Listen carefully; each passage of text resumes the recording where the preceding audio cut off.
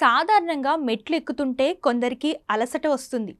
ఒక్క ఫ్లోర్ ఎక్కగానే అమ్మో అయ్యో అని ఆయాసపడుతూ ఉంటారు. శ్వాస తీసుకోవడంలో ఇబ్బంది పడుతూ ఉంటారు. హార్ట్ బీట్ కూడా పెరుగుతుందంటారు. అయితే మీకు కూడా ఇలాంటి అనుభవం ఎదురైందా? ఏదో అలసట వల్లనో లేక ఊబకాయం కారణంగానో మనకి ఇలా అనిపిస్తుందేమో అని అనుకున్నారంటే మీరు పెద్ద పొరపాటు చేసినట్లే. వాస్తవానికి ఇలా మీకు అనిపిస్తే దాని వెనక ఓ ముఖ్య కారణం ఉంటుంది.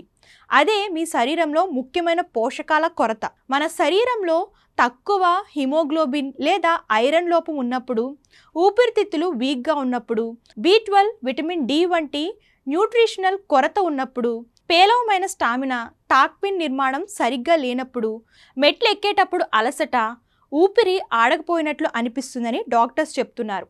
అయితే దీనికి పరిష్కారాలను కూడా సూచించారు. ఈ చిట్కాలతో ఆ ప్రాబ్లంకి చెక్ పెట్టొచ్చు. హిమోగ్లోబిన్ అనేది శరీరంలోని అవయవాలకు ఆక్సిజన్ను అందించడానికి పనిచేసే ఒక ప్రత్యేక రకమైన ప్రోటీన్. దాని లోపం ఉన్నప్పుడు శరీరంలోని కండరాలు, అవయవాలు అవసరమైన మొత్తంలో ఆక్సిజన్ను పొందలేవు. ఫలితంగా తేలికపాటి నడకైనా లేదా మెట్లు ఎక్కడం వంటివి అలసట, శ్వాస ఆడకపోవడం, బలహీనతకు దారితీస్తుంది. హిమోగ్లోబిన్ పెంచుకునేందుకు బీట్రూట్, ఉసిరి జ్యూస్తో మీ రోజుని ప్రారంభించాలని డాక్టర్స్ చెప్తున్నారు. రోజు తీసుకునే ఆహారంలో కరివేపాకు, నానబెట్టిన నల్ల ఎండు ద్రాక్ష ఉండేలా చేసుకోవాలని, ఇవి అలసట, ఐరన్ లోపాన్ని తగ్గిస్తుందని తెలిపారు.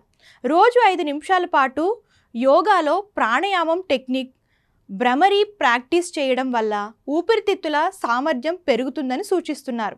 భోజనంలో చిరుధాన్యాలు, నెయ్యిని చేర్చుకోవాలి.